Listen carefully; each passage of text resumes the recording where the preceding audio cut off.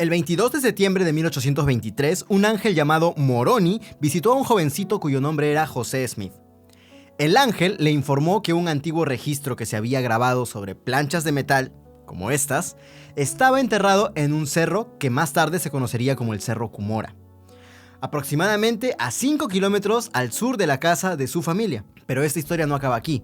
Este ángel le indicó a José que visitara cierto lugar en el mismo cerro el mismo día de septiembre, una vez al año, hasta que llegara el momento apropiado para entregarle dichas planchas. ¿Y qué creen? El momento llegó el 22 de septiembre de 1827. Así que hoy hablaremos de cómo José Smith obtuvo esas planchas de oro, y aunque creas que tal vez ya sabes toda la historia, lo hablaremos desde la perspectiva de las primeras personas que recibieron el registro en su hogar, es decir, su familia.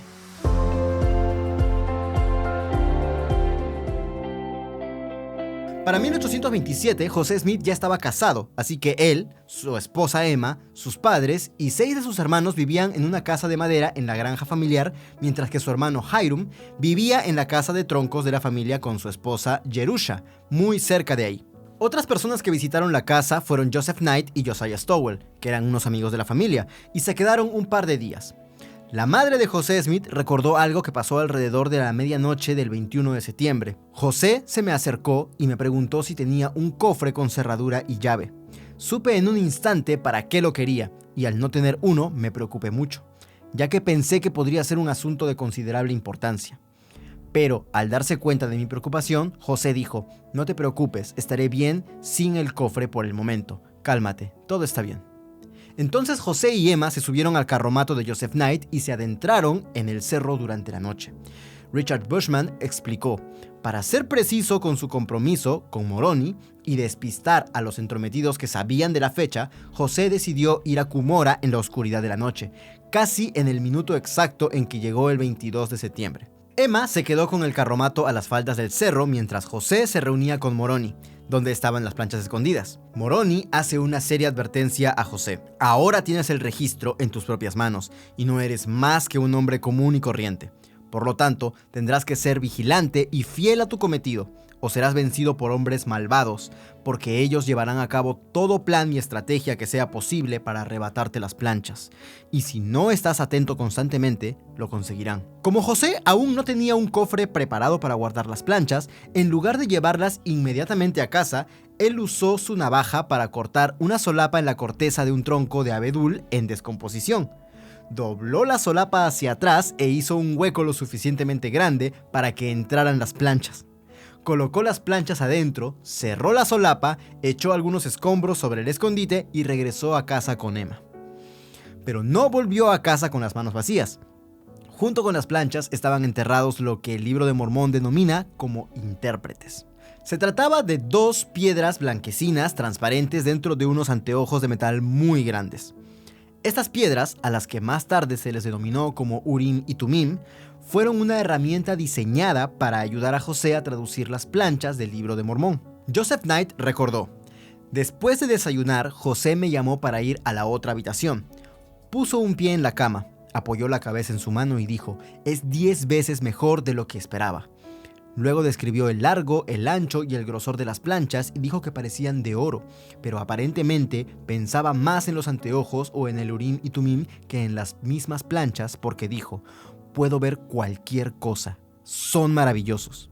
Al día siguiente, José aceptó hacer un trabajo en Maidstone, a unos 8 kilómetros de su casa, y así poder pagar un cofre adecuado para colocar las planchas.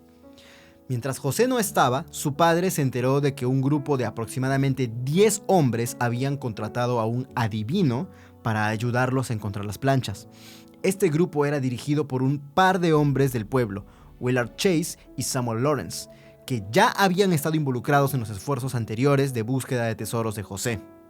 Ellos pensaban que, por haber apoyado a José en el pasado, tenían derecho a una parte de ese tesoro. Emma cabalgó hasta Maidstone y le contó a José lo que estaba pasando. José usó el Urim y Tumim para confirmar que las planchas aún estuvieran a salvo, pero de todos modos fue a casa de inmediato para trasladarlas a un lugar mucho más seguro. Antes de ir al cerro, le dijo a Hiram que buscara un cofre con cerradura y que lo tuviera listo para cuando regresara. José llegó al tronco de abedul, envolvió las planchas en su camisa y se dirigió a casa. José tomó otro camino y avanzó de manera más discreta por el bosque.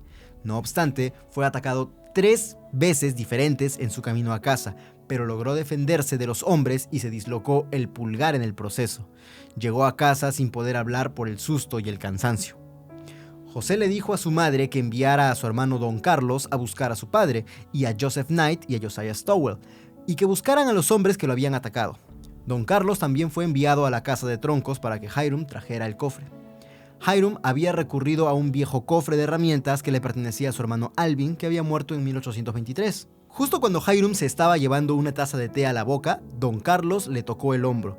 Sin esperar escuchar alguna palabra del joven, Hiram dejó la taza, saltó de la mesa, tomó el cofre, lo volteó, vació su contenido en el piso y salió de la casa al instante con el cofre sobre su hombro.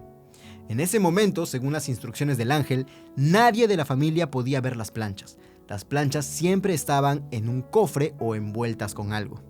Sin embargo, algunos miembros de la familia se convirtieron más tarde en testigos de las planchas y otros tuvieron experiencias muy tangibles con ellas, de las que ya hemos hablado en algunos episodios anteriores.